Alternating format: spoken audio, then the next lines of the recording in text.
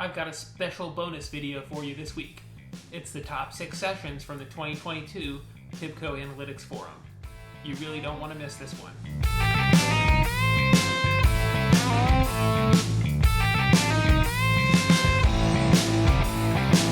I'm Woody Null. You're watching the Null Value Show, equipping you to add value through data and analytics.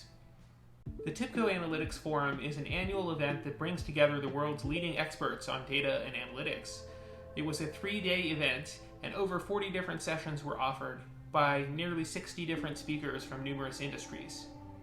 The theme of this year's event was Analytics in Time and Space. This theme is quite relevant because nearly every data set that we analyze has a component of time or space or both. Today, I'm counting down my top 6 sessions from this event and giving you my takeaways from each of those sessions. Starting with number 6 was a session called Increasing Operational Efficiency of Spotfire Deployments. The speaker was Sayali Patil from Gilead Sciences. She showed how her team uses Spotfire library metadata to track the relationships between dashboards, information links, and column elements. They collected that data with some Python scripts and then built a Spotfire dashboard that shows all of those relationships. Using this, they can understand all of the downstream impacts of any changes they make in any one of those items.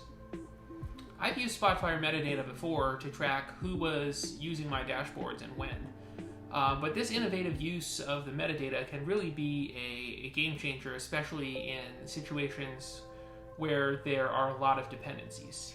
I was really impressed.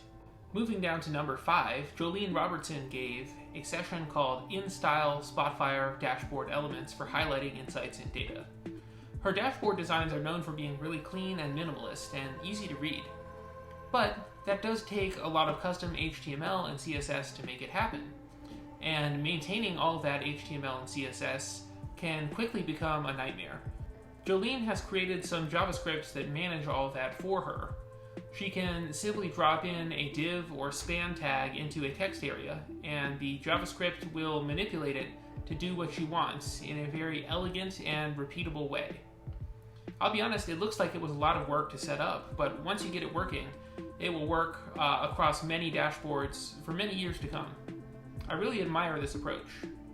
Coming in at number 4 was Julie Sebby's session, Dynamic Design for Efficient Authoring in Spotfire. Julie has been one of my personal data heroes for a couple of years now, so it was great to see her present, and as expected, she did a phenomenal job. I'll put a link to her YouTube channel in the description, Big Mountain Analytics. Julie covered 4 tricks to make it easier to work on large Spotfire analyses with lots of visualizations. The first trick was saving scenarios with IronPython. Basically, she created an IronPython script that stores a few scenarios and the associated values for document properties. The script is activated with a drop-down element in a text area. The second tip that she shared was limit data by expression using document properties. To do this, you create a document property and then type your conditions expression into the document property. Then in the limit data by expression window, just name the document property. And now you can update any number of visualizations just by changing that one document property. That's one of my favorite tricks in the book. The third tip that Julie shared was changing axes formatting with IronPython. Many people are familiar with the trick of using a drop-down with a document property to let the user select what value is shown on a chart. However, the challenge is that Spotfire doesn't usually format that axis the way we want or the way that the user would want to see it. Julie showed an IronPython script that changes the format of the y-axis based on which value is selected in the dropdown. This is a really handy feature when it comes to the readability of your dashboards. The fourth tip that Julie shared was resetting markings with JavaScript when the user changes pages. This was pretty clever and I'd never seen it done before. In a text area, she creates a hidden link with the reset markings action button or link. And then there's a JavaScript that is triggered when the user changes pages that automatically clicks that link for you. And so this resets the markings automatically when you change pages, and the user is none the wiser. Before we get to number 3, 2, and 1, if you love data and analytics, please hit subscribe. I post a new video every week.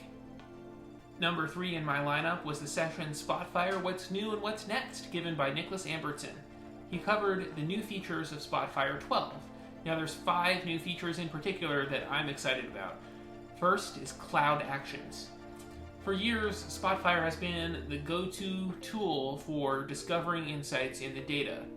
But unfortunately, once you discovered an insight, you had to go to some other system to do something about it.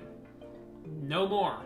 Now, you can take action right within the Spotfire dashboard. Nicholas showed an example of a clinical study reviewing new data on patient blood pressures. This dashboard sends data back to the database to mark the data points as having been reviewed and stores any comments the user types in. Spotfire Cloud Actions can trigger actions in thousands of interfaces to different cloud services and applications. So that's a really cool feature. The second new feature is Spotfire 12 is cloud native. When managed in Kubernetes, the Spotfire environment automatically scales based on usage and demand. Nicholas gave a demonstration on how a container responds by adding and removing web player nodes automatically. Third, library version control. Once you have more than a few analyses in your Spotfire library, version control can become a nightmare. You have to depend on all of the analysts to adhere to the same standards for naming versions consistently. Additionally, someone could accidentally ruin your work. Spotfire 12 has version control built into the library, with the ability to revert to previous versions if something goes wrong. This will certainly save me a lot of headache. The fourth new feature that I'm excited about is visualization legends can now be on top or bottom. Hallelujah. In Spotfire, it's always been frustrating that legends had to go on the left or right sides. This can waste a lot of space on a visualization.